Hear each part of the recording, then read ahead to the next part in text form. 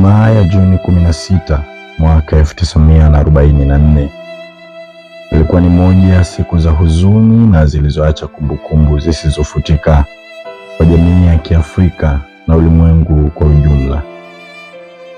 Ni siku ambayo kijana mdogo George Junior Stani alikuwa na umri wa miaka 14. Alikuwa miongoni mwa wafungwa waliohukumiwa kunyongwa hadi kufa.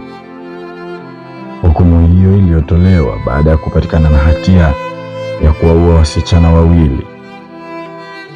George alinyongwa kwenye kiti cha umeme katika tukio ambalo lilikuwa na huzuni kubwa. Lakini baadaye ilikuja kubainika kuwa mtoto huyo hakuhusika na mauaji ya watoto wenzake.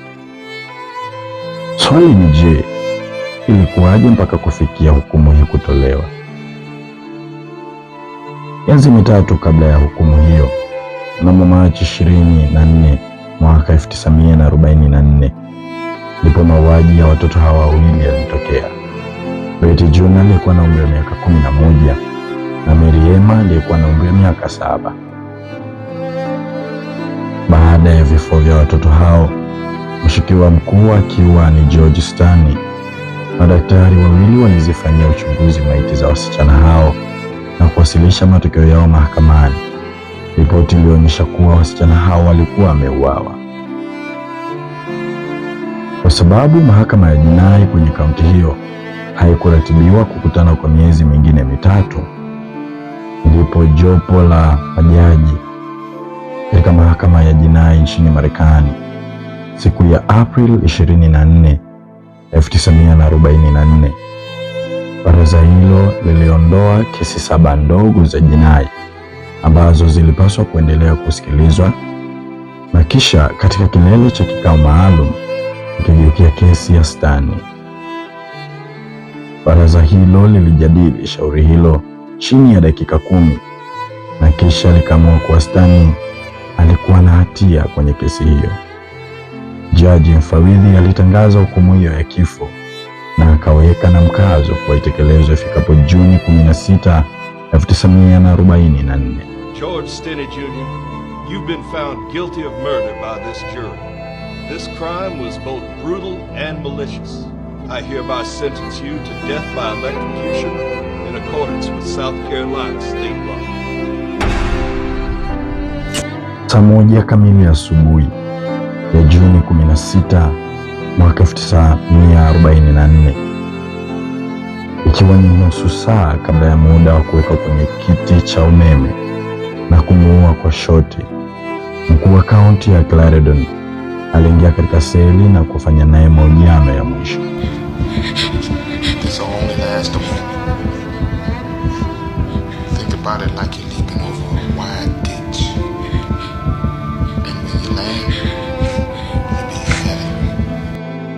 Msafara wa wanyongaji na walinzi 4 walimchukua Stani kwenda kumnyonga akiwa amevaa soksi bila viatu. Stani alitembea ameshika Biblia mkononi.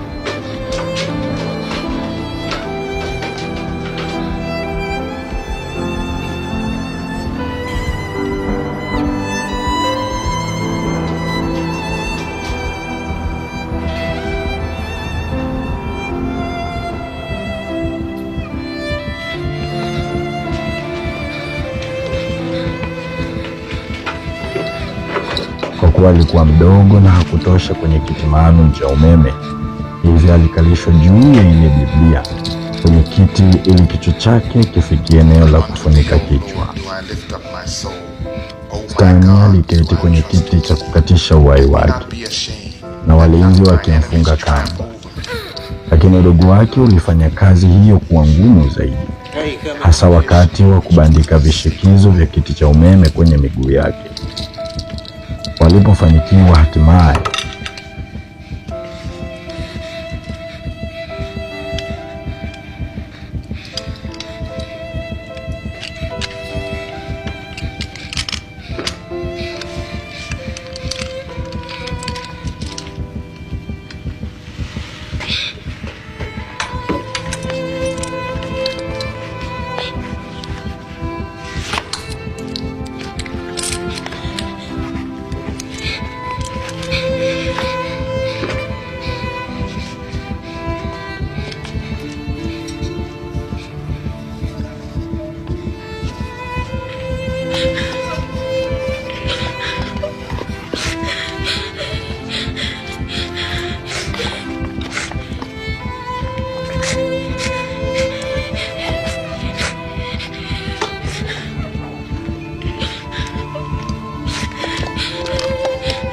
Mlinzi wa gereza alimuuliza Stanley ikiwa angetaka kusema neno lolote. Is there anything you want to say? Any last words?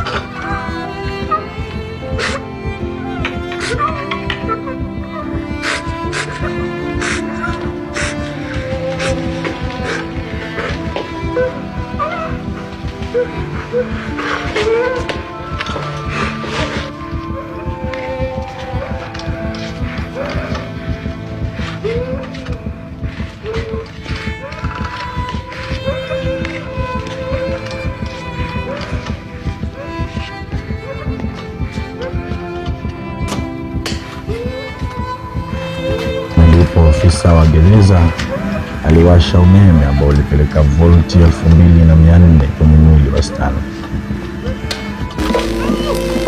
Dakika 3 na sekunde 45 baadaye, daktari wa gereza alitamka kwa George Junior Stanley amefariki. Na ndani ya dakika 3 na sekunde 45 zilitosha kuondoa uhai wa George Stanley kwenye kile kiti chenye shoti ya umeme. Mwili mdogo wa George Stanley ulifunguliwa kamba, ukainuliwa kutoka kwenye kiti cha umeme na kuondolewa kwenye nyumba ya kifo.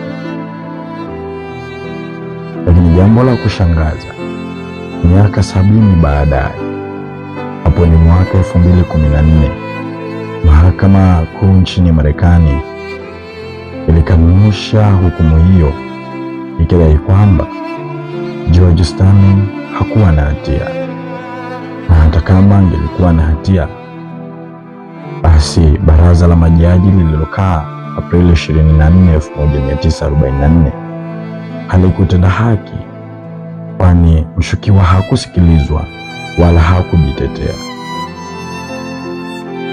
Kijana mdogo wa Kiafrika alibanwa na sheria za Wamarekani pasipo kuangalia ndoto zake, lakini hii inaweza ikawa ni sababu ya ngozi yake nyeusi. Ndani ya baraza lile la majaji katika mahakama ya jinai nchini Marekani, hukumu hiyo ilitolewa ikifuatishwa na changamoto ya ubaguzi wa rangi.